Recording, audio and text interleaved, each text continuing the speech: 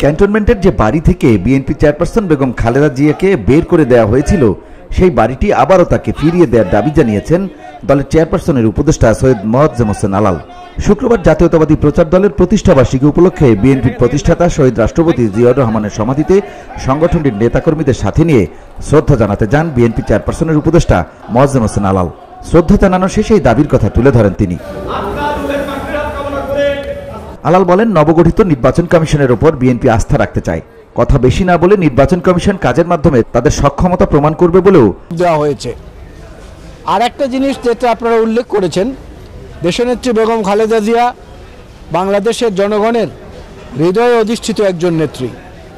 তিনি সামরিক বাহিনীর একজন সূর্য সৈনিকের স্ত্রী হিসাবে আমাদের ক্যান্টনমেন্টে এবং সামরিক স্থাপনায় যাবেন, এটাই খুব স্বাভাবিক, বিশেষ করে সশস্ত্র বাহিনী দিবসের অনুষ্ঠানে।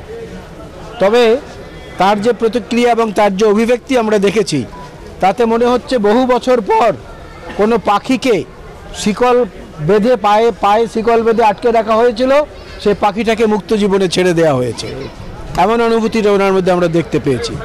তো আজকে এখান থেকে আমাদের পক্ষ থেকে আরেকটি কথা আমরা বলতে চাই, আমাদের প্রতিরক্ষা বাহিনীর উদ্দেশ্য করে।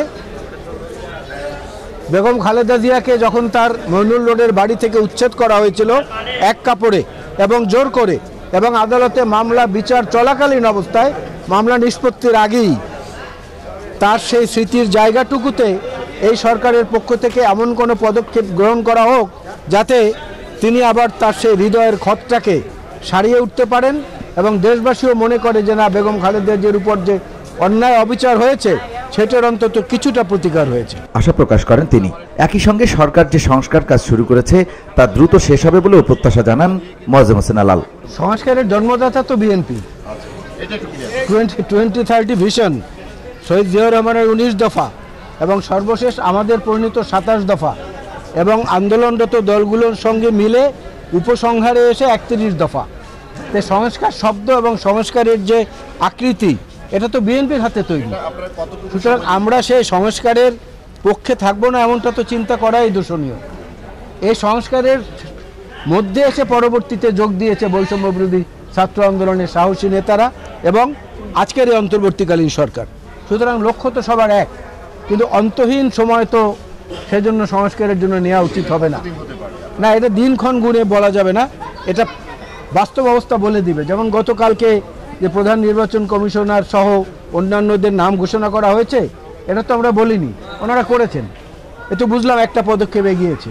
এইভাবে যতটা আগাবে এটা আপনারাও বুঝবেন, আমরাও বুঝবো, তখনই মনে করব যে নির্বাচনের জন্য উপযুক্ত সময় তৈরি হয়েছে।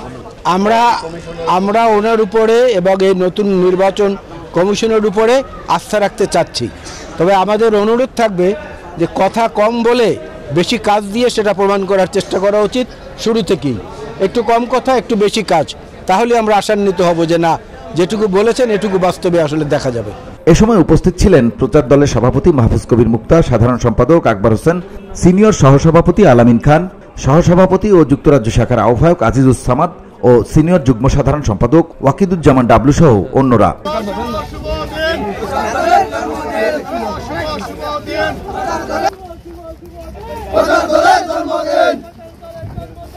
GOD Bangla news desk.